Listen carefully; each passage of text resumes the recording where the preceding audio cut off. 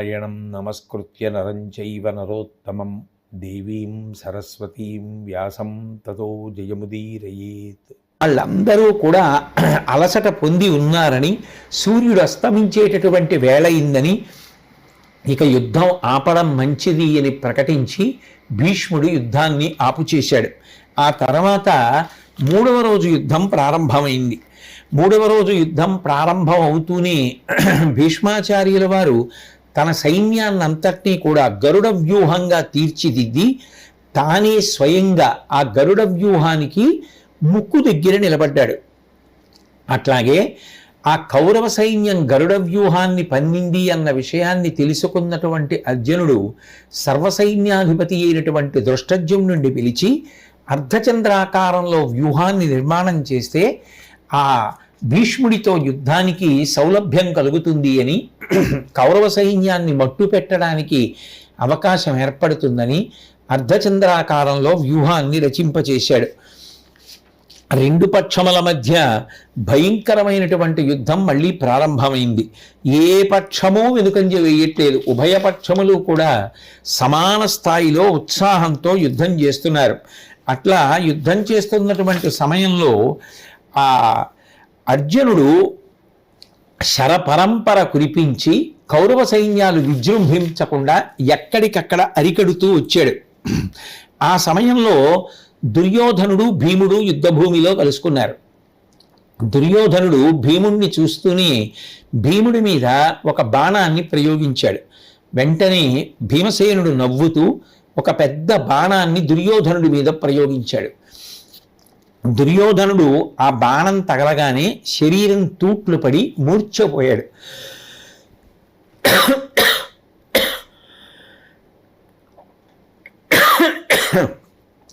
అలా మూర్ఛపోయిన తరువాత దుర్యోధనుణ్ణి రక్షించుకోవాలి అనేటటువంటి సంకల్పంతో ఆ సారథి రథాన్ని యుద్ధభూమిలోంచి మరల్చి వెనక్కి తీసుకుని వెళ్ళిపోయాడు.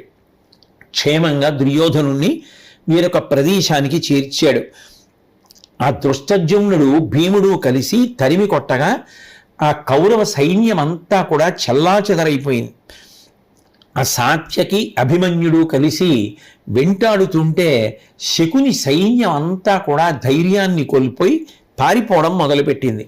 కొంతసేపు అయిన తరువాత ఆ రథంలో సారథి దుర్యోధనుడు మూర్ఛపోయి ఉండగా తీసుకుని విడిపోయాడు కదూ. ఆ దుర్యోధనుడు మూర్ఛ నుంచి తేరుకుని మళ్ళీ యుద్ధాన్ని వెనక్కి తిప్పి సారథిని మందలించాడు. అంత గొప్ప యుద్ధం జరుగుతుంటే అసలు ఎవరు నిన్ను యుద్ధంలో అవతల వైపు నుంచి యువతల వైపుకి తీసుకురమ్మన్నారు? రథాన్ని అలా వెనక్కి తీసుకురావడం అనేటటువంటిది నాకు అవమానం కదా అని మందలించి రథాన్ని తీసుకొని మళ్ళీ యుద్ధభూమికి వచ్చాడు. వచ్చి గొప్ప సింహనాదం ఒకటి చేసి బలపరాక్రమాలు పుంజుకొని మళ్ళీ యుద్ధాన్ని ప్రారంభం చేశాడు. ప్రారంభం చేస్తూ భీష్మాచార్యుల వారి దగ్గరికి వెళ్ళి ఓ మాట అన్నాడు. ముక్కున 3 లోకములనొక్కట తాకిన ఏమి పోర మీరొక్కడొకండ గెల్చుటను నోపుదు, పోర మీరొక్కడొకండ గెల్చుటకు నోపుదు రశ్రమ వృత్తి, ఇట్టి మీ ముక్కున నూర్పుగల్గా మన మోహర మీ దురవస్థ పొందుని, అక్కట మున్న పాండవులు కల్గగా నొల్ల మిసెప్పరైతిరి. ఆ భీష్మాచార్యుల వారిని విమర్శ చేస్తూ ఆయన యుద్ధం చేయకపోవడం వల్లే తాను మూర్ఛపోయానని, తన రథాన్ని యుద్ధభూమి నుండి మరల్చవలసి వచ్చిందని, పాండవ సైన్యాలు విజృంభించగలుగుతున్నాయని, భీష్ముడు తలుచుకుంటే తన శక్తిని అంతటినీ కూడా నిజానికి ప్రదర్శిస్తే పాండవ పక్షం అంత గొప్ప యుద్ధం చెయ్యలేదని మనసులో స్థిరమైనటువంటి నిర్ణయం పొందినటువంటి వాడై భీష్ముడితో అక్కసుతో మాట్లాడడం ప్రారంభం చేశాడు. అంత పెద్ద ఆయన, అంత గౌరవనీయుడు, ఆ వయసులో అంత గొప్ప యుద్ధం చేస్తున్నాడు అని ఆలోచించకుండా ఆయన్ని విమర్శిస్తూ ఉక్కున 3 లోకములనొక్కట తాకిన ఏని పోర మీరొక్కడొకండ గెల్చుటకు నోపుదు రశ్రమ వృత్తి. 3 లోకములు కట్టకట్టుకుని యుద్ధానికి వచ్చినా కూడా శ్రమ లేకుండా 3 లోకములను మీరొక్కరే గెలవగలరు. అంతటి సమర్థత కలిగిన వారు తాతగారు భీష్మాచార్య మీరు. ఇట్టి మీ ముక్కున నూర్పుగల్గా ఇంకా మీరు ఊపిరి తీస్తుండగా, అంటే మీరు బతికుండగా, ఆ మాట ఎంత కఠినమైనటువంటి మాట. అది ఒక తాతగారిని ఉద్దేశించి ఆ వంశాన్ని నిలబెట్టడానికి అన్ని త్యాగాలు చేసినటువంటి ఒక మహాపురుషుణ్ణి ఉద్దేశించి దేవదానవులు కూడా ఎవరి యుద్ధాన్ని చూసి ప్రశంసించారో, మొదటి రోజు ఆయన యుద్ధం చూసి ధర్మరాజే హడలిపోయాడో అటువంటి పెద్దాయన్ని పట్టుకుని అటువంటి మాటలు ప్రయోగించడం అనేటటువంటిది దుర్యోధనుడి యొక్క గర్వానికి అహంకారానికి ప్రతీకలు. అందుకే ఇట్టి మీ ముక్కున ఊర్పుగల్గా మీరు ఇంకా ఊపిరి తీస్తుండగా, మీరు బ్రతికుండగా, ఈ మన మోహరం ఈ దురవస్థ పొందుని మన సైన్యం ఇటువంటి దుర్భరమైనటువంటి స్థితిని పొందవచ్చా? అక్కట మున్న పాండవుల కల్గగ నొల్లమి సెప్పరైతిరి. పాండవులు బాధపడేటట్టుగా, పాండవులకు కష్టం కలిగేటట్టుగా నేను యుద్ధం చెయ్యను అని మీరు ముందే చెప్పి ఉంటే నా దారి నేను చూసుకునేవాడిని కదా. ఆ రోజు మీరు సభలో కర్ణుడినైతే మాత్రం అంత కఠినంగా చెప్పారు, నువ్వు యుద్ధానికి రావక్కర్లేదు, నువ్వు రావద్దు, నీ బంధువులు రావద్దు, స్నేహితులు రావద్దు, నీ కుమారులు రావద్దు, తమ్ముళ్ళు రావద్దు, నేను యుద్ధం చేస్తాను, నా యుద్ధం ఏమిటో చూద్దు కానీ అన్నారు. కర్ణుడితో ఆ రోజు అంత పరుషంగా అంత కఠినంగా మాట్లాడినటువంటి మీరు నాతో ఆనాడే ఇంకొక మాట చెప్పి ఉంటే, పాండవులతో నేను కఠినంగా యుద్ధం చెయ్యను అని స్పష్టంగా చెప్పి ఉంటే నా దారి నేను చూసుకుని ఉండేవాడిని. కానీ మీరు ఏదో పెద్ద యుద్ధం చేసేటటువంటి వారిలా నాతో మాట్లాడి తీరా యుద్ధానికి వచ్చిన తర్వాత నా ఆశలన్నీ అడియాసలు చేసి మీరు ఇలా చూస్తూ ఊరుకుంటే, మీ శక్తిని ప్రదర్శించకపోతే నేను భంగపాటుకి గురవుతున్నాను కదూ. కాబట్టి మీరు నిష్కారణంగా ఎందుకు అటువంటి మాటలు చెప్పి సర్వసైన్యాధ్యక్ష పదవిని స్వీకరించారు అంటే, ఒక రకంగా అంతర్లీనంగా ప్రతిపాదన ఏమిటి అంటే, మీరు ఆనాడు గొప్ప గొప్ప మాటలు చెప్పి ఇంత కీలకమైనటువంటి పదవిని స్వీకరించి పాండవుల మీద పక్షపాతంతో మీ శక్తికి తగినట్లుగా యుద్ధం చేయడం మానేసి పాండవుల గెలుపునకు పరోక్షంగా తోడ్పడుతున్నారు. ఇంతటి కుటిలమైనటువంటి బుద్ధి మనసులో పెట్టుకుని నీ శక్తికి తగినట్లు యుద్ధం చెయ్యని వాడివి, కర్ణుడిని యుద్ధానికి రాకుండా చేసిన వాడివి, నీకింత పక్షపాతం ఉంది అని నాకు ముందే చెప్పుంటే నేను నా దారి నేను చూసుకునేవాడిని కదా. ఎందుకు సర్వసైన్యాధ్యక్ష పదవిని అసలు స్వీకరించినట్టు? ఈ విషయం ముందు చెప్తే అసలు ఆ పదవిలో నిన్ను కూర్చోబెట్టేవాడినే కాదే. ఇటువంటి మాటలు అంతటి మహానుభావుడు ఈ భూమి మొత్తం మీద ఏ ఒక్క రాజు ఆయనతో యుద్ధం చేయడానికి సిద్ధపడడు. అటువంటి భీష్మాచార్యుల వారిని పట్టుకుని దుర్యోధనుడు ఇటువంటి మాటలు మాట్లాడడం అనేటటువంటిది నిజంగా ఆ భీష్ముడి మనసు ఆ రోజున అర్జునుడు ప్రయోగించిన బాణముల వలన కన్నా దుర్యోధనుడు పలికిన మాటల వలన ఎక్కువ ఖేదపడి ఉంటుంది. భీష్ముడు దుర్యోధనుడి వంక తిరిగి మాట్లాడుతూ, పురుహూత సహితమగు నిర్జర బలమునకైన గెలువ శక్యమి, సమరస్థిరులకు పాండు తనూజుల నరనాయక, నీకు ఇట్లనం తగవగునే. ఓ దుర్యోధన, నువ్వు నన్ను అనేటప్పుడు చాలా చులకనగా అనేశావు, కానీ నేను ఒక్క మాట చెప్తాను విను. దేవేంద్రుడు దేవతా సైన్యాన్నంతటినీ కూడా తీసుకుని వచ్చి యుద్ధం చేసినప్పటికీ కూడా పాండవులతో యుద్ధం చేసి గెలుపు పొందడం అనేటటువంటిది అంత తేలికైన విషయం అనుకుంటున్నావా? అటువంటిది దుర్యోధన, మనం పాండవుల మీద యుద్ధంలో అంత తేలికగా గెలిచేయడం అనేటటువంటిది ఎలా సంభవం అవుతుందని నువ్వు అనుకుంటున్నావు? వృద్ధులు, గతాయువులు, దుర్బుద్ధులు అగు వారి చేత పోదురే, శస్త్రాస్తోద్ధతియు బాహు గర్వ సమృద్ధియు కల పాండుసుతులు అమిత్రధ్వంసి. ఏమిటి అమిత్రధ్వంసి? మిత్రులు కాని వారు శత్రువులు, శత్రువుల్ని ధ్వంసం చేయగలవాడా అని పిలిచాడు అంటే ఎత్తి పొడుపు. నిజంగా శత్రువులను సంహరించగలిగిన వాడైతే భీముడి చేతిలో మూర్ఛపోయి సారథి రథాన్ని తప్పించవలసిన పరిస్థితి ఎందుకు వస్తుంది? నీవు చేతకాని వాడివా, నువ్వు యుద్ధం చేయలేకపోయావా, నువ్వేమో మాకు పెద్ద పెద్ద పన్నాలన్నీ వర్ణిస్తున్నావా, నిజంగా మేము యుద్ధం చేసిన నాడు ఎంతమందిని చంపాము, నువ్వేం యుద్ధం చేశావని, ఎవరి జోలికి వెళ్ళి ఎంత గొప్పగా యుద్ధంలో విజయాన్ని సాధించగలిగావని నువ్వు నాకు చెప్పొచ్చావు అన్న దిప్పిపొడుపుతో కూడుకున్నటువంటి మాటలు మాట్లాడుతూ కర్ణుడి పేరెత్తాడు కదూ. కర్ణుడి సభలో అస్తమానం అంటుండేవాడు, వీళ్ళు వయసైపోయిన వాళ్ళు, వృద్ధులు, పక్షపాత బుద్ధి కలిగినటువంటి వారు, అందుకని మనసులో పాండవుల పట్ల పక్షపాతంతో ఉంటారు కాబట్టి మనం నిజంగా గెలవాలనేటటువంటి సద్బుద్ధితో కూడిన వారు కాదు కాబట్టి దుర్బుద్ధి కలిగిన వారు అంటూ ఉంటాడు కదూ. అందుకని కర్ణుడి పేరు దుర్యోధనుడు ఇచ్చాడు కనుక భీష్మాచార్యుల వారు దాన్నే ఉటంకిస్తూ ఒక మాట అన్నాడు, వృద్ధులు. ఏమయ్యా, పాండవ సైన్యాన్ని గెలవడం అంటే అంత తేలిక? దేవేంద్రుడే దేవతా సైన్యంతో కలిసి వచ్చి యుద్ధం చేసినా కూడా గెలవడం సాధ్యం కాదు కదా. ఇక మేమెవరం? వృద్ధులం, గతాయువులం, ఆయువు చెల్లిపోయిన వాళ్ళం, దుర్బుద్ధులం.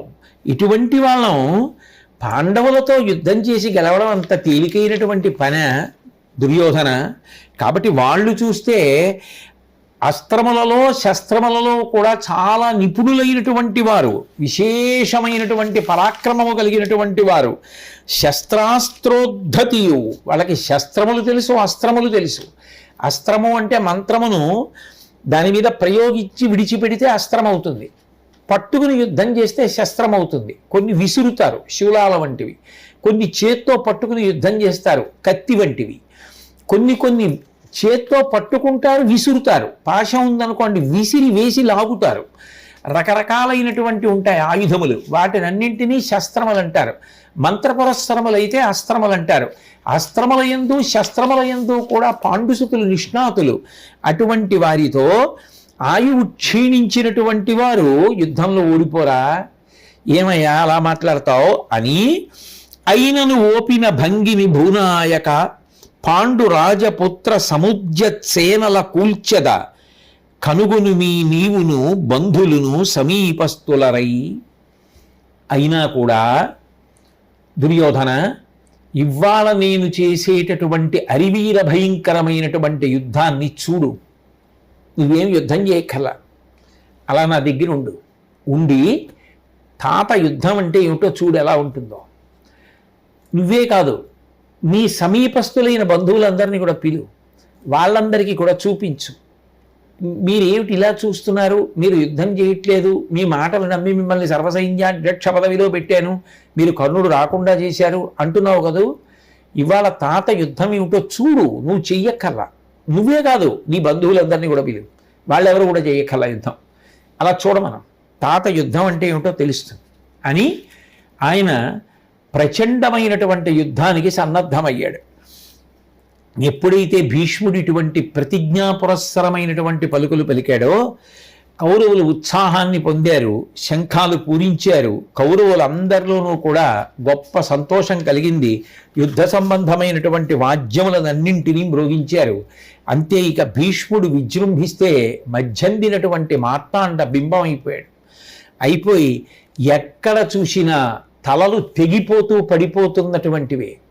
అసలు అలా చూస్తుంటే ఏదో అకస్మాత్తుగా పెద్ద గాలి వేసి ఎండుటాకులన్నీ చెట్ల నుంచి రాలిపోతే ఎలా ఉంటుందో, పువ్వులన్నీ తొడిమెల నుంచి ఊడిపోయి కింద పడిపోతుంటే ఎలా ఉంటుందో, అలా యుద్ధంలో శత్రు సైన్యం యొక్క తలలన్నీ తెగిపోతున్నాయి, పతాకములు ఊడిపోతున్నాయి, రథములన్నీ విరిగిపోతున్నాయి, గుర్రాలు చచ్చిపోతున్నాయి, ఏనుగులు చచ్చిపోతున్నాయి, పారిపోయే వాళ్ళు పారిపోతున్నారు, ప్రాణాలు దక్కించుకోవాలనుకునే వాళ్ళు దక్కించుకోవడానికి ప్రయత్నిస్తున్నారు. అసలు పాండవ సైన్యం ఎక్కడా స్థిమితంగా లేదు. ప్రాణం దక్కితే చాలన్నట్టుగా వెన్నిచ్చి ఎవరి మానాన వాళ్లే పారిపోతున్నారు. నిత్తురు కాలవలు కట్టి ప్రవహిస్తోంది యుద్ధభూమిలో.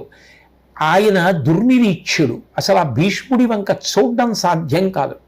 ఏదో రామాయణంలో రామచంద్రమూర్తి యొక్క యుద్ధం ఎలా ఉంటుందో అటువంటి యుద్ధమా అన్నట్టుగా భీష్ముడు ఆ రోజు చేసినటువంటి యుద్ధం అంత భయంకరమైనటువంటి యుద్ధం.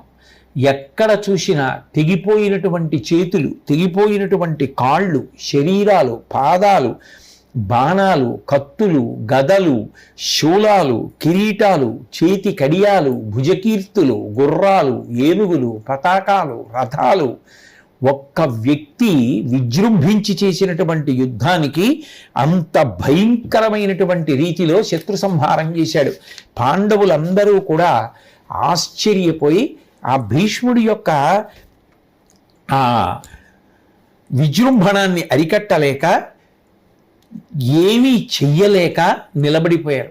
పాండవ సైన్యమంతా కూడా వెనుతిరిగి పారిపోతోంది. అటువంటి సమయంలో ఆ భీష్ముడు యుద్ధరంగంలో ఎక్కడ చూసినా తానే కనపడుతున్నాడు. అంటే అసలు ఆ రథం అంత వేగంగా తిరుగుతోంది. ఇక్కడున్నాడు అక్కడున్నాడు అని లేదు. ఆ విజృంభణానికి ఇక అసలు పాండవ సైన్యం నిలబడలేకపోయింది. ఏదో కొరివిని చేత్తో పట్టుకుని గిరగిర తిప్పుతుంటే అగ్ని వలయం ఎలా ఏర్పడుతుందో మధ్యలో ఎక్కడా వ్యవధానం లేకుండా ఒక అగ్ని చక్రం తిరిగినట్టు ఎలా కనపడుతుందో భీష్ముడు యుద్ధభూమిలో అలా తిరుగుతున్నాడు. అది ఏదైనా ఇంద్రజాలం చేస్తున్నాడా అనిపించేటట్టుగా రథాన్ని అంత గొప్పగా తొలించాడు. అంత గొప్పగా బాణములు ప్రయోగిస్తుంటే అసలు అలసట లేని ఆయన చేతి శక్తికి ఆశ్చర్యపోయి ఎవరూ ఆయన ధాటికి నిలబడలేకపోయారు. అసలు ఆ దృఢత్వం కానీ, ఆ ధనస్సు పట్టుకోవడం కానీ, ఆ బాణములను తూణీరములలోంచి తీయడం కానీ, ఆ సంధించడం కానీ, లక్ష్యమును చూసి గురిపెట్టడం కానీ, విడిచిపెట్టడం కానీ, ఒక్క బాణం లక్ష్యాన్ని తప్పడం కానీ లేకుండా అసలు ఆయన చేసినటువంటి యుద్ధాన్ని చూసి చారణులు అని భూమికి శుభవార్తలు చెప్పేటటువంటి వారు, ఆ చారణులు, దేవతలు, ఋషులు అందరూ ఆకాశంలో నిలబడి మూడవ నాడు భీష్ముడు చేస్తున్నటువంటి యుద్ధానికి ఆశ్చర్యపోయి భీష్ముడిని ప్రశంసిస్తూ నిలబడిపోయారు. భీష్ముడు ఇంచుమించు పాండవ సైన్యంలో ఉన్నటువంటి చతురంగ బలాలన్నింటినీ కూడా నేలమట్టం చేసేశాడు. ఒక అడవిని కార్చిచ్చు కాల్చేస్తే ఎలా ఉంటుందో అంత భయంకరమైనటువంటి యుద్ధంతో అందరినీ పడగొట్టేశాడు.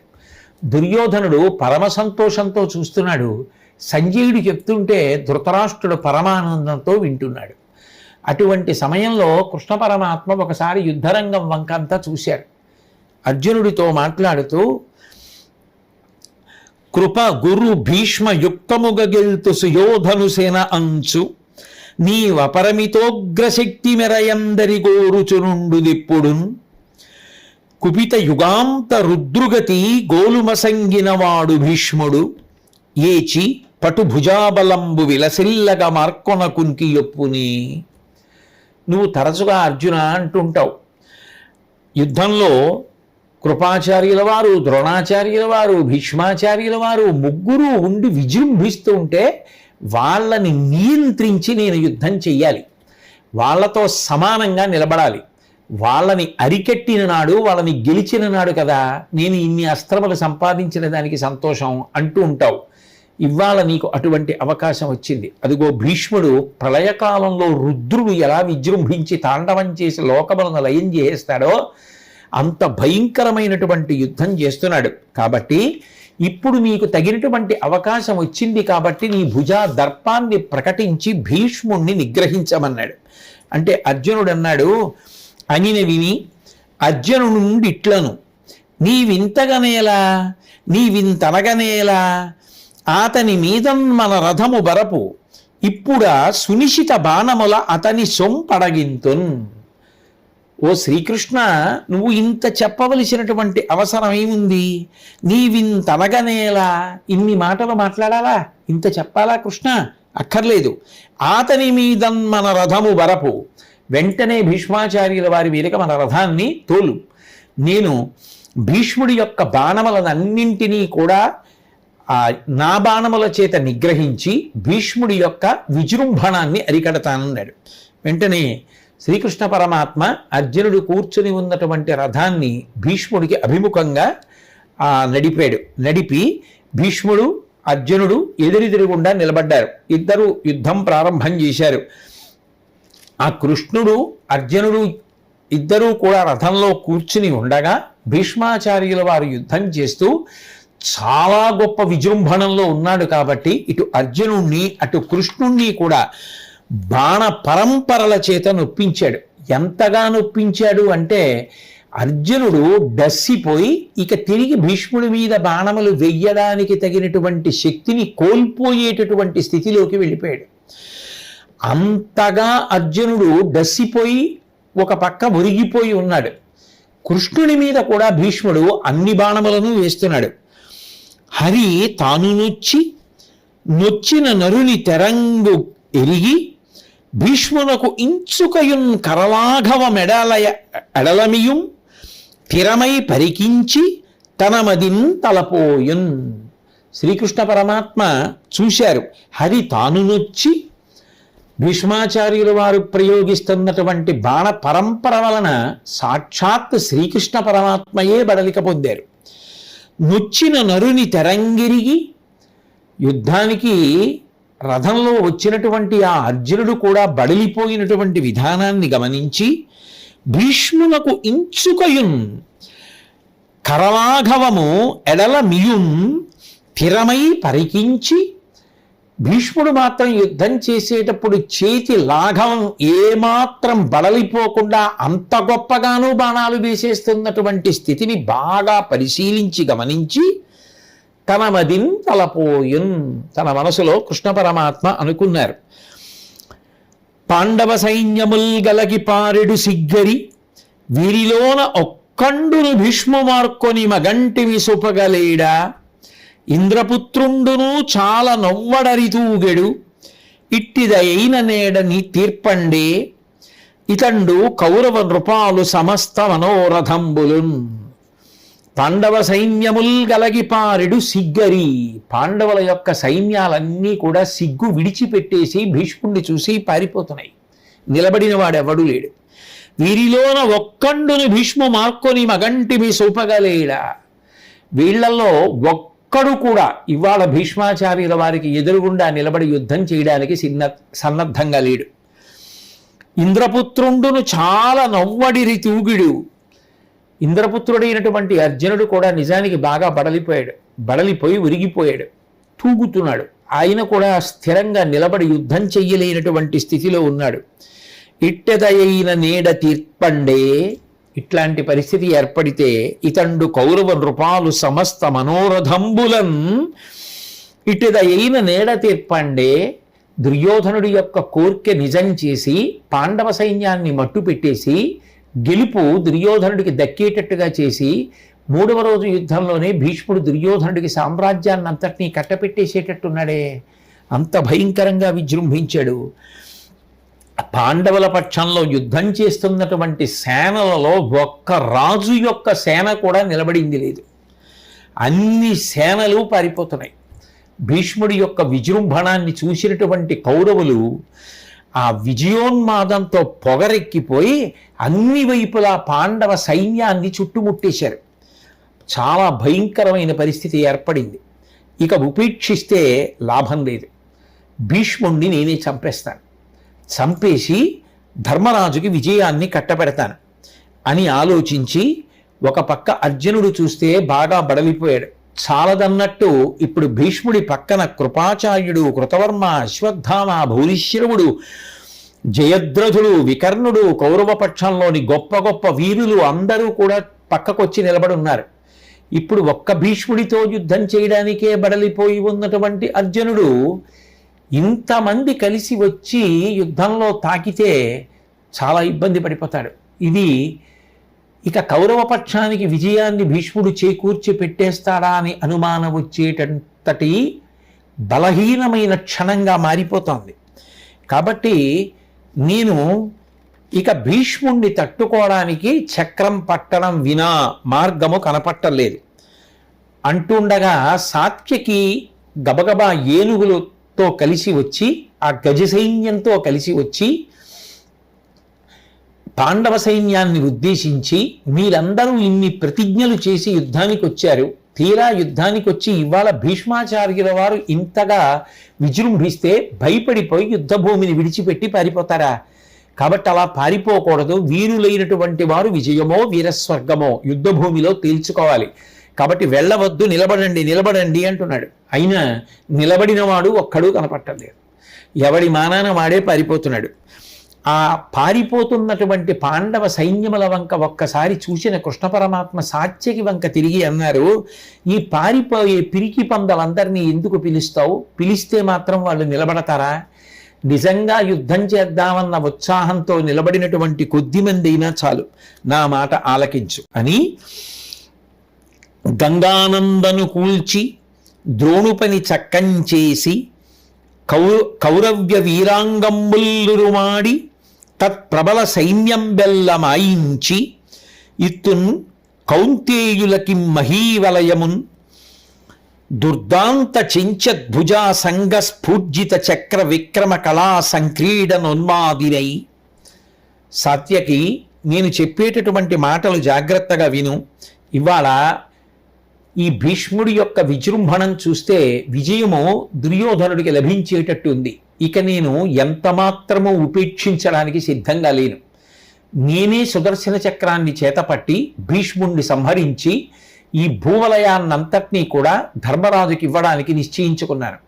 కాబట్టి ఇప్పుడు నేను చక్రాన్ని చేతపట్టి భీష్ముడిని సంహరించడమే కాదు, ద్రోణాచార్యులు ఇతర కౌరవ వీరులందరికీ బుద్ధి చెప్పదలుచుకున్నాను. ఎవరిని ఎంత నిగ్రహించాలో అంత నిగ్రహిస్తాను.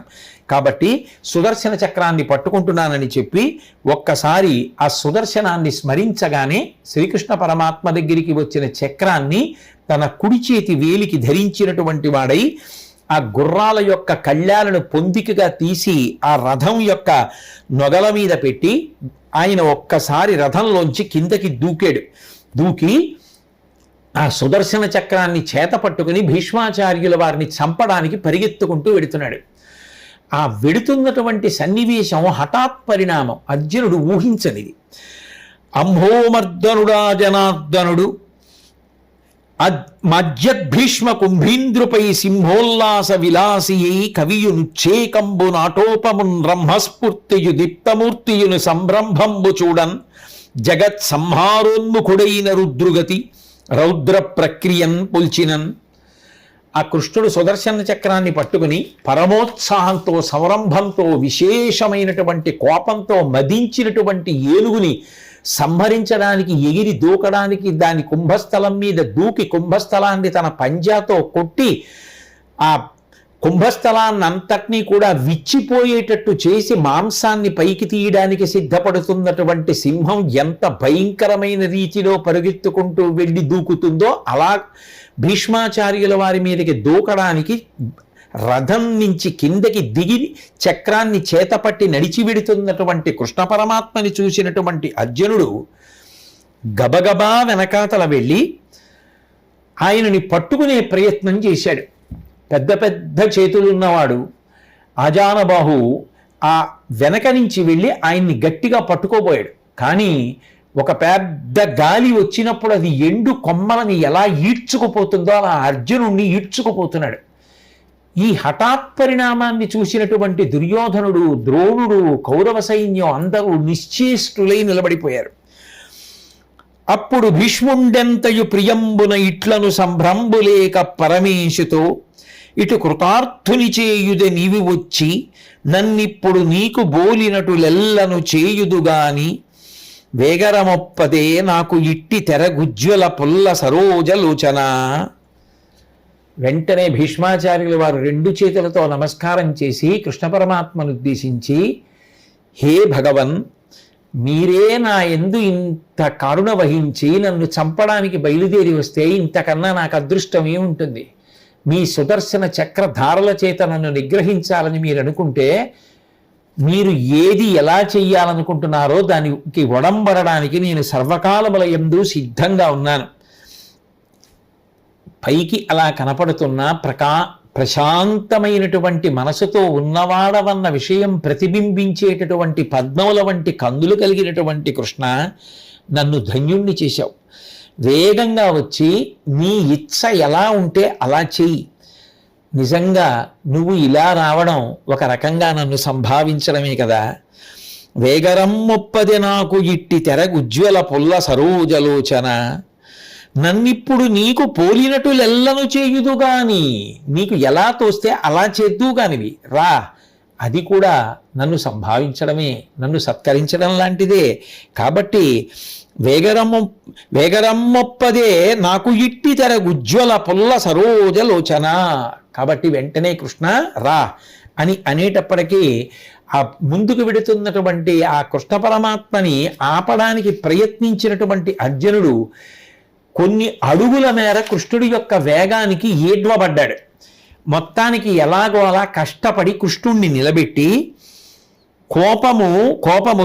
కోపము సంహరింపు ఎదుకుంజర పాండవ కోటికెల్లను తేపవుగా వినీవిటుల ధీరత పూనికి తప్పినన్ ప్రతిజ్ఞాపరుడైన ధర్మసుతు శౌర్యము ధైర్యము బాహువీర్యము నృపరిపోక కాదే అనురూపమే నీకిది లోకనాయక.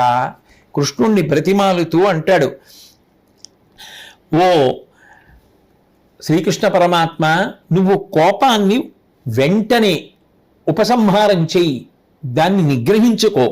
కోపం ఉపసంహరింపుకు ఎదుకుంజరా, ఓ సింహము వంటి వాడా, నీ యొక్క కోపాన్ని నువ్వే నిగ్రహించుకో. పాండవ కోటికెల్లనుందేపవు కావె నీ విటుల ధీరత భూనికి తప్పినన్. పాండవ సైన్యం అంతా ఈ యుద్ధం అనేటటువంటి మహాసాగరాన్ని దాటడానికి నువ్వు తెప్పలాంటి వాడివి కదా. నువ్వే ప్రతిజ్ఞాపరుడైన ధర్మశతు శౌర్యము ధైర్యము బాహువీర్యము నృపరిపోక కాదే అనురూపమే నీకిది లోకనాయక. ధర్మరాజు గారి యొక్క కీర్తి మాసిపోదా?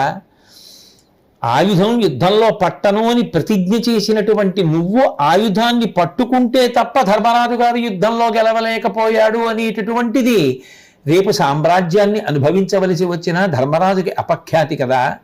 కాబట్టి కృష్ణ, దయచేసి నీ యొక్క ఉద్వేగాన్ని అణచుకో, ఈ యుద్ధాన్ని ఆపు చేయి, నువ్వు ఆయుధాన్ని ఉపసంహారం చేయి, కోపాన్ని నిగ్రహించుకో, వెనక్కి వచ్చేసేయమని బ్రతిమాలుతూ, ఇటు తగునయ్యా కృష్ణ శమియింపుము, సాత్యకి పంపినాడ వింకట చనితేని నీదగు సహాయత, కౌరవసేన రూపు మాపుట అవలీల నాకు, నన్ను పొల్లుగా చేయుట నీకు పాడియే, కటకట నా పరాక్రమం గాసిగ చక్రము చేతనంటితే. కృష్ణ, ఇది నీకు తగినటువంటి విశేషమైన సాత్యకిని ఇప్పుడు పంపించావు కదా కౌరవుల్ని నిగ్రహించమని. రథాన్ని నువ్వు అటువైపుకి మళ్లించు, ఆ చక్రాన్ని విడిచిపెట్టేసేయి, యుద్ధం చెయ్యొద్దు. నువ్వు ఆయుధాన్ని పట్టుకుంటే అర్జునుడు చేతకాని వాడయ్యాడు, యుద్ధం చెయ్యలేకపోయాడు భీష్ముడితో. అందుకని కృష్ణుడు సుదర్శన చక్రాన్ని పట్టుకుని సంహరించవలసి వచ్చిందని రేపు అందరూ నన్ను ఆడిపోసుకోరా? నాకు అవమానం కాదా? నా కీర్తి మాసిపోదా? నేను యుద్ధం చెయ్యలేకపోయాననేటటువంటి అపకీర్తిని పొందనా? కాబట్టి నా యందు దయించి నువ్వు ఆ సుదర్శన చక్రాన్ని ఉపసంహారం చేసి వెంటనే మళ్ళీ రథంలోకి ఎక్కి సారథ్యం చేస్తే నేను నాదైనటువంటి శైలిలో ఇవాళ భయంకరమైనటువంటి రీతిలో యుద్ధం చేసి భీష్ముడిని నిగ్రహిస్తాను. నాకు అవకాశం ఇచ్చి ఆ రథం ఎక్కి సాత్యకి కౌరవ సైన్యాన్ని అణచడానికి ఎటువైపు వెళ్ళాడో అటువైపుకి మన రథాన్ని కూడా బయలుదేరతీయమని ఆ అర్జునుడు బ్రతిమాలితే శ్రీకృష్ణ పరమాత్మ వెంటనే ఆ సుదర్శన చక్రాన్ని విడిచిపెట్టేసి యుద్ధం చెయ్యకుండా ఆయన వెనకకు వచ్చి సారథి యొక్క పీఠం మీద కూర్చుని పాంచజన్యాన్ని పూరించి మళ్ళీ యుద్ధానికి బయలుదేరారు. అర్జునుడు కూడా తన దేవదత్తం అనేటటువంటి శంఖాన్ని పూరించి గాంధీవం యొక్క అల్లెత్రాటిని భయంకరమైనటువంటి శబ్దం వచ్చేటట్టుగా మ్రోగిస్తూ యుద్ధానికి సంబంధించినటువంటి వాద్య పరికరములైనటువంటి భేరీలు మధ్యలు మొదలైనటువంటివన్నీ మోగుతుండగా అర్జునుడు కృష్ణ పరమాత్మ యొక్క సారథ్యంలో ఆ కౌరవ సేన మీద విజృంభించడం కోసమని బయలుదేరినటువంటి ఘట్టం. అయితే ఇందులో ఆశ్చర్యకరమైనటువంటి విషయం ఏమిటంటే, నిజానికి శ్రీకృష్ణ పరమాత్మ అంతటి వాడు చక్రాన్ని పట్టుకుంటే తప్ప భీష్ముడిని నిగ్రహించలేనటువంటి పరిస్థితే అక్కడ కలిగిందా అంటే కథాపరంగా కలిగింది. కానీ శ్రీకృష్ణ పరమాత్మ ప్రోత్సహిస్తే తర్వాత అర్జునుడు అంతా విజృంభించాడు. ఆ తర్వాత అర్జునుడి విజృంభణం చేత కౌరవ సైన్యం అంతా అణిగిపోయింది. అది కృష్ణుడు ముందే చెయ్యొచ్చు కదా, మరి ఎందుకు సుదర్శన చక్రాన్ని పట్టుకున్నట్టు అంటే, మహాభారతాన్ని చదివిన వారు కాదు, మహాభారతాన్ని అనుభవించిన విజ్ఞులైన పెద్దలు ఎందరో ఉన్నారు. వారు శ్రీకృష్ణ పరమాత్మ యొక్క పరిపూర్ణమైనటువంటి అనుగ్రహాన్ని పొంది మహాభారతాన్ని చదివి వ్యాఖ్యానం చేసినప్పుడు సాక్షాత్ శ్రీకృష్ణ పరమాత్మ వారి యందు ప్రవేశించి అద్భుతమైనటువంటి వాక్కులు వారి చేత చెప్పించాడు. పోతన గారైతే ఈ సందర్భాన్ని ప్రస్తావించినప్పుడు ఎంత గొప్పగా వర్ణించారో, తిక్కన గారు ఎంత గొప్పగా వర్ణించారో పోతన గారు అంత గొప్పగా అనుభవించి వర్ణించారు. పోతన గారి శైలి పోతన గారిది, తిక్కన గారి శైలి తిక్కన గారిది. రెండూ పరమమధురములే. ఒకే లడ్డు ఏదో తొక్కుడు లడ్డుగా ఉంటుంది, బూందీ లడ్డుగా ఉంటుంది. రెండు రుచులులా అనిపించినా రెండూ ఆదరణీయములే, రెండూ ఆహ్లాదమునిస్తాయి, రెండూ సంతోషాన్ని ఇస్తాయి. అలాగే తిక్కన గారి రచన తిక్కన గారిది, పోతన గారి రచన పోతన గారిది. పోతన గారు అంటారు, కుప్పించి ఎగసిన కుండలంబుల కాంతి లోకభాగం బెల్ల కప్పికొనగా ఉరికిన నోర్వక నుదరంబులో నున్న జగముల వ్రేగున జగతి కదుల చక్రంబు చేబట్టి చనుదించురయమున పైనున్న పచ్చని పటముజార నమ్మితి నాలావునగుబాటు చేయకుమన్నింపుమని క్రీడి మరల దిగువ కరికి లంఘించు సింహంబు కరణి మెరసి నేడు భీష్ముని చంపుదు నిన్ను కాతు విడువు మర్జున యటంచు మద్వి శిఖవృష్టి తెరలి చనుదించు దేవుండు దిక్కు నాకు అంటారు. కుప్పించి ఎగసిన కుండలంబుల కాంతి గగన భాగం బెల్ల కప్పికొనగా ఆ కృష్ణ పరమాత్మ సుదర్శన చక్రాన్ని చేత్తో పట్టుకుని ఆ రథంలోంచి ఒక్క దూకితే ఆ కృష్ణుడు పెట్టుకున్నటువంటి కర్ణ కుండలములు ఇలా ఊగితే వాటి కాంతి ఆకాశాన్నంతటినీ కప్పేసిందిటే. గగన భాగం బెల్ల కప్పికొనగా ఉరికిన నోర్వక ఉదరంబులోనున్న జగముల వ్రేగున జగతి కదుల ఆయన కడుపులో ఉన్నటువంటి సమస్త లోకాలు ఒక్కసారి ఊగిపోయేట. చక్రంబు చేబట్టి చనుదించు రయమున పైనున్న పచ్చని పటముజార ఆ శ్రీకృష్ణ పరమాత్మ పైన వేసుకున్నటువంటి పచ్చటి ఉత్తరీయమైన చక్రాన్ని పట్టుకుని గబ్బ గబ్బ గబ్బ గబ్బ భీష్ముడి వైపుకి వచ్చేస్తుంటే జారి కింద పడిపోయిందిట. నమ్మి తినాలావు నగుబాటు చేయకుమన్నింపుమని క్రీడి మరల దిగువ. బావా, నేను చేతకాని వాడిని అయితే నువ్వు చక్రం పట్టావని చెప్పి రేపు లోకం చెప్పుకుంటుంది. బావా వద్దు బావా, నా మాట విను బావా, చక్రాన్ని విడిచిపెట్టే బావా, వెనక్కి వచ్చే బావా, రథం ఎక్కు బావా, సారథ్యం చేయి బావా, నేను యుద్ధం చేస్తాను బావా, విజయం సాధిస్తాను బావా, భీష్ముడిని నిగ్రహిస్తాను బావా అని చెప్పి రెండు చేతులతో కృష్ణుడిని పట్టుకుని అర్జునుడు బతిమాలుతుంటే వినకుండా కోపంతో భీష్ముడి మీదకి వెళ్ళిపోతూ నేడు భీష్ముని చంపుదు నిన్ను కాతు విడువు అర్జున యటంచు మద్వి శిఖవృష్టి తెరలి చనుదించు దేవుండు దిక్కు నాకు. ఆనాడు ఏనుగు మీదకి దూకేటటువంటి సింహం ఎలా దూకుతుందో అలా నన్ను చంపుతానని చక్రం పట్టుకుని తన ప్రతిజ్ఞ పక్కన పెట్టేసి పరిగెత్తుకొచ్చినటువంటి కృష్ణ పరమాత్మ ఉన్నాడే, ఆయన నాకు దిక్కు అని అంపశయ్య మీద పడుకుని ఆ భీష్మాచార్యుల వారు శ్రీకృష్ణ పరమాత్మని స్తోత్రం చేసినట్టుగా పోతన గారి భాగవతంలో వర్ణిస్తారు. కాబట్టి ఇందులో తరచి చూస్తే మహాత్ములు అనుభవించినటువంటి కొన్ని అద్భుతమైనటువంటి విషయములు కనపడతాయి. భీష్ముడు మహానుభావుడు. వసువులలో ఒకరు శాపవశాత్తు భూమి మీదకు వచ్చారు. ఆయనకి తెలియనటువంటి శాస్త్రములు లేవు, ఆయనకి తెలియని విషయం లేదు. గొప్ప ధర్మాచరణ తత్పరుడు, సుగుణములకు నిధి, కృష్ణ పరమాత్మ యొక్క అవతార తత్వము ఎరిగినటువంటి వాడు, వినయశీలి, మహాత్యాగమూర్తి, కురువంశాన్నంతటినీ కూడా పెంచి పెద్ద చేసినటువంటి వాడు, గంగాతనయుడు, తన జీవితంలో గురువైనటువంటి పరశురాముణ్ణే ఓడించినటువంటి వాడు, ఎందరికో పెద్ద దిక్కైనటువంటి వాడు, ఎంత క్లిష్ట పరిస్థితులు ఏర్పడినా తాను చేసినటువంటి శపథాన్ని ఎన్నడూ పక్కన పెట్టనటువంటి వాడు, తండ్రి వలన పరమాద్భుతమైనటువంటి స్వచ్ఛంద మరణం వరాన్ని పొందినటువంటి వాడు, ఆయనకి తెలియనటువంటి ధర్మం లేదు, నిరంతరం ధర్మాచరణ చేసేటటువంటి మహాపురుషుడు, శ్రీకృష్ణ పరమాత్మ యొక్క గొప్ప భక్తుడు. అటువంటి వాడిని దుర్యోధనుడు యుద్ధభూమిలో నిలబెట్టి అంత మనసు బాధపడేటటువంటి మాటలు మాట్లాడి నువ్వు కపట బుద్ధితో ప్రవర్తించావు, సర్వసైన్యాధ్యక్ష పదవిని తీసుకుని కూడా సరిగ్గా ప్రవర్తించట్లేదు అని అంటుంటే దాని వలన భీష్ముడు ఎంత కష్టపడి ఉంటాడో తెలుసుకోలేనివాడా కృష్ణ పరమాత్మ. భగవానుడైనటువంటి కృష్ణ పరమాత్మకి తెలియదు, తనకి పరమ భక్తుడే భీష్ముడు. ఆ భీష్ముడి మనసు రంజిల్లాలి. భీష్ముడు అంటే ఏమిటో పనికిమాలిన దుర్యోధనుడికి తెలియాలి. అంతటి మహానుభావుణ్ణి పట్టుకుని అంతంత మాటలు అనేశాడే, అన్న మాటలు వెనక్కి తీయగలడా? అటువంటి భీష్ముడినటువంటి మాటలు అనొచ్చా? ఇది దుర్యోధనుడికి తెలియాలి. తెలియాలి అంటే భీష్ముడు 3వ రోజు చేసినటువంటి యుద్ధం ఎంత గొప్పది అంటే కృష్ణుడే చక్రాయుధాన్ని పట్టాడు, తన శబదాన్ని పక్కన పెట్టేశాడు. అంటే భీష్ముడు ఎంత గొప్ప యుద్ధం చేశాడో అని లోకం ఆశ్చర్యపోవాలి, దుర్యోధనుడికి బుద్ధి రావాలి. ఇటువంటి మాటలు పెద్దలను ఉద్దేశించి నోరు ఉంది కదా అని వదరి మాట్లాడకూడదని తెలుసుకోవాలి. అట్లా భీష్ముణ్ణి అనుగ్రహించడం కోసం చక్రాయుధాన్ని పట్టాడు అన్నారు కొంతమంది పెద్దలు.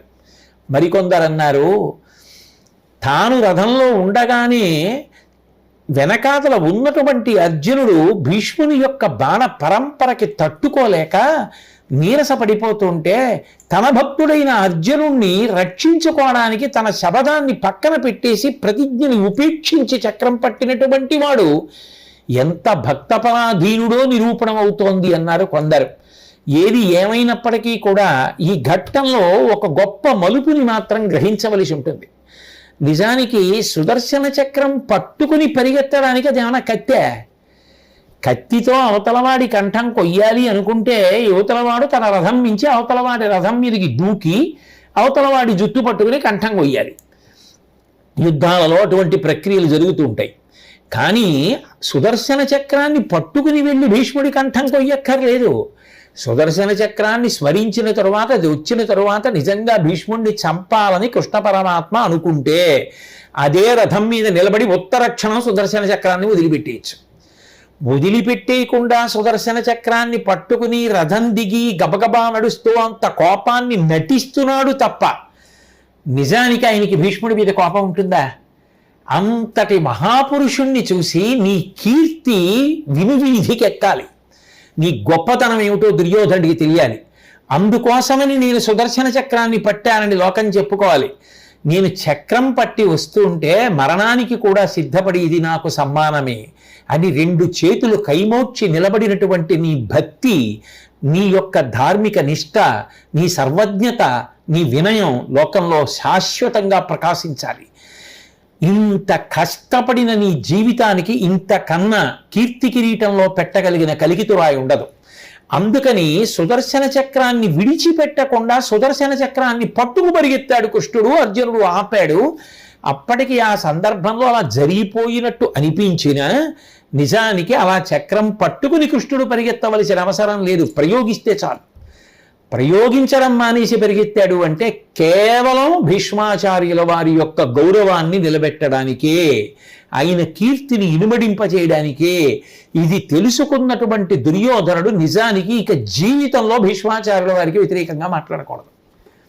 అలా మాట్లాడకుండా ఉండగలిగితే ఆయన దుర్యోధనుడు ఎందుకు అవుతాడు, ఈయన భీష్మాచార్యుల వారు ఎందుకు అవుతారు? ఎవరి బుద్ధి వారిది.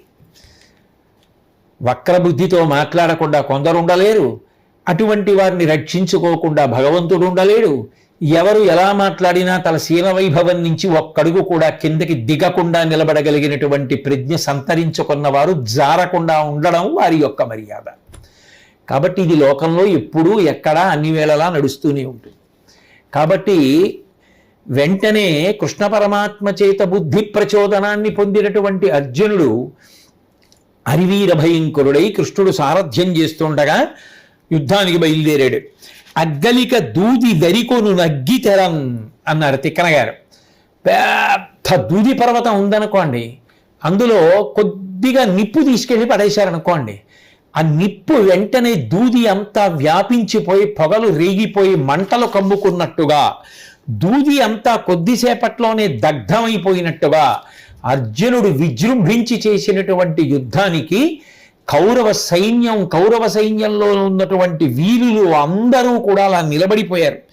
గుర్రాలు నాశనం అయిపోయాయి, రథాలు తుత్తునియలైపోయాయి, ఏనుగులు తెగిపోయాయి. కన్ను తెరిచి కన్ను మూసే లోపల అంతమందిని పడగొట్టేశాడు. పాండవ సైన్యం అంతా ఉత్సాహాన్ని పొందింది, మళ్ళీ గబగబా తిరిగి యుద్ధానికి వచ్చారు. కౌరవ సైన్యం పారిపోవడం మొదలుపెట్టింది.